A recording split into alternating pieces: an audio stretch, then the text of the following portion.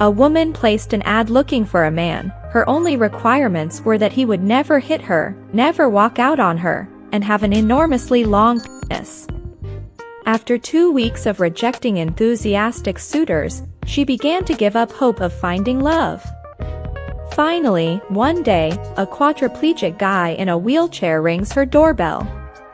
She answers the door and tells him he's not what she's looking for. Well, the guy explains, "I have no arms, so I can't hit you. I have no legs, so I won't walk out on you." The woman says, "Okay, but what about the enormously long penis?"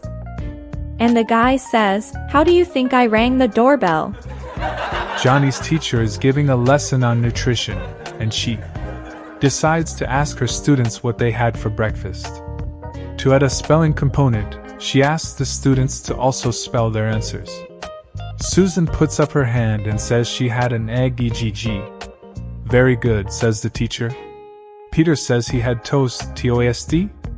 "Excellent." Johnny has his hand up, and the teacher reluctantly calls on him.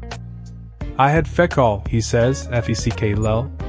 The teacher is mortified and scolds Johnny for his rude answer.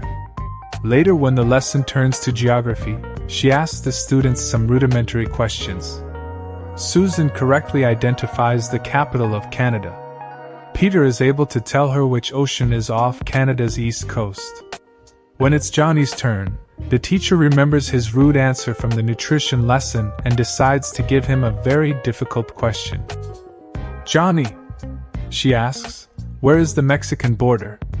Johnny ponders the question and finally says, "The Mexican border is in bed with my mother. That's why I got feckall for breakfast."